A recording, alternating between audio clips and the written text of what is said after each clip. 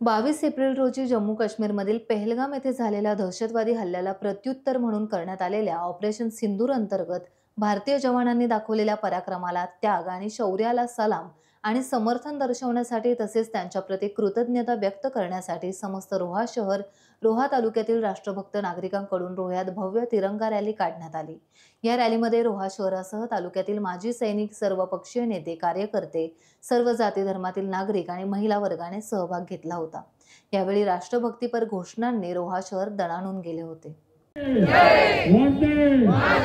छत्रपती शिवाजी महाराज की जय। देशामध्ये 55 वर्षानंतर हा प्रसंग आलेला आहे।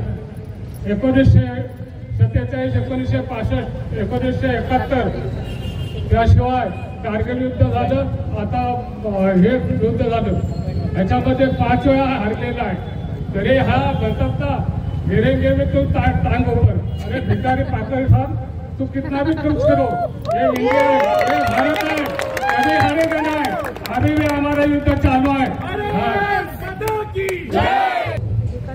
पहलगाम हल्ल्यामध्ये जे मृत्युमुखी पडले त्याच्यामध्ये ऑपरेशन सिंदूर हा भारतीय सेनेने, लष्कराने असेल, बाकी वायू दलाने असेल, तिन्ही सेनाने असेल, जे यशस्वी केलं त्याच्याबद्दल आज रोहेकरांनी जी काय रॅली काढली, तिरंगा यात्रा रॅली काढली, मी खरोखर सर्व रोहेकरांचे आभार मानतो।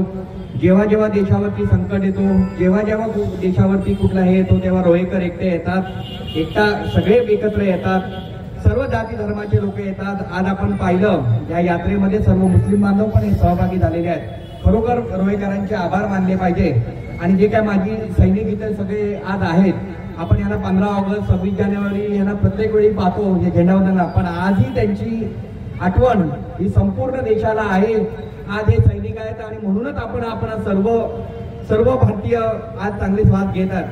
मी खरोखर अभिनंदन करीन आमच्या यश तेंडुलकर, हे रिटायर आता तरी पण आपल्या ह्याच्यामध्ये, पण तो आज आपल्या सीमेवरती त्या ह्याच्यावरती लढतोय। रोहेकर एक आहे, त्याचा पण आम्हाला अभिमान आहे। जे काय मृत्युमुखी पडलेले असतील, ज्यांचे बलिदान पहलगाम हल्ल्यामध्ये गेले असतील, त्यातले रायगड मधले पनवेल जवळचे असतील, डोंबिवली जवळचे असतील, महाराष्ट्रामधले जवळजवळ 5 जण त्या ह्याच्यामध्ये बलिदान गेलेले आहे। खरोखर त्यांच्यासाठी एक भावपूर्ण श्रद्धांजली आहे। त्यांचं बलिदान कुठेही व्यर्थ गेलेलं नाही, त्यांचा बदला हा आपल्या सगळ्या सरकारने किंवा बहिणी घेतलेला आहे। मी सर्वांच्या वतीने आज आपण जी काय तिरंगा यात्रा ज्यांनी पुढारपण केलं, कुठल्याही पक्षाचं नाव न देता आपण सर्वजण रोहेकर एकटवले, त्याबद्दल मी आपले सर्वांचे आभार आहे। राष्ट्रवादी पक्ष पण ह्याच्यामध्ये सहभागी झाला। असंच आपण जेव्हा जेव्हा देशावरती संकट येईल तेव्हा रोहेकर नक्की सगळे एकत्र येतील आणि देशावरच्या सगळ्या वीर माझ्या सैनिकांना सलाम करतील। एवढंच बोलतो आणि माझे 2 शब्द पुरे करतो। जय हिंद, जय महाराष्ट्र। टाइम्स डिजिटलला लाईक करा, सबस्क्राइब करा, शेअर करा आणि बेल आयकॉन दाबायला विसरू नका। पाहत रहा टाइम्स डिजिटल।